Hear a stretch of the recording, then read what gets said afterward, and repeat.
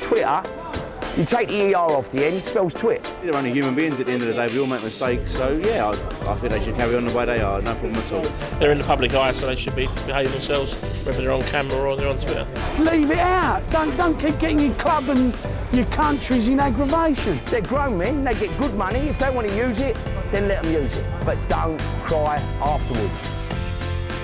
In a week when the 500 millionth Twitter account was opened, when even the Pope opened his own personal account, one of its co-founders and a certain Sam Allardyce warned of its potential perils. For modern-day footballers, the question is to tweet or not to tweet.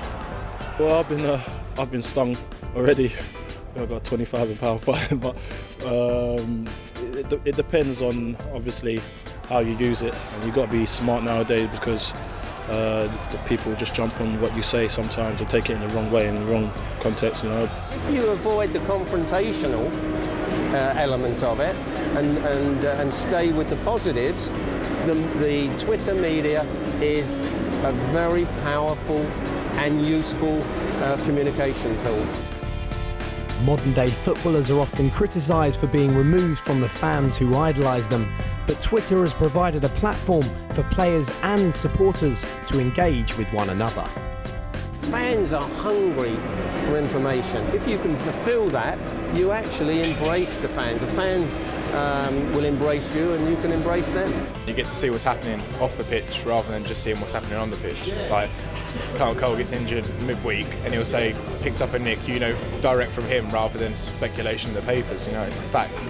Well, it's great for the supporters, I suppose, getting to communicate with their team, but I suppose there's some things that they do need to keep their mouth shut about, try not to get themselves and their clubs into trouble. And the potential pitfalls of airing your innermost thoughts are evident for all to see and read.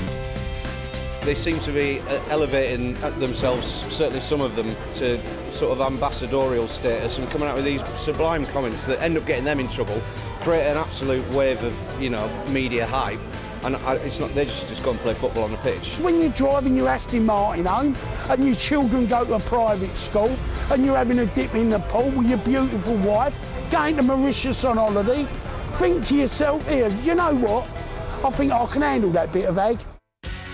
For some managers, Twitter is more ag or aggravation than it's worth, but in a technological age, they accept it's here to stay.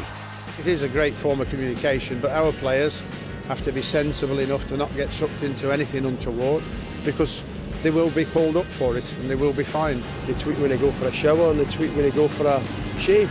You know, so at the end of the day, you've got to get on with it. You can't, you've got to live with it. You know, you maybe try and help the young players in terms of what they put out there.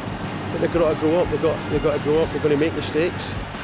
As for matters on the pitch, West Ham and Crystal Palace played out a goalless draw, which could probably be summarised in 4 of the 140 characters you're given to tweet with.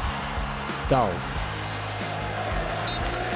I don't know if you're aware, but the Pope opened a personal account this week, so finding something out like that wouldn't tempt you to get on there? 150% no chance.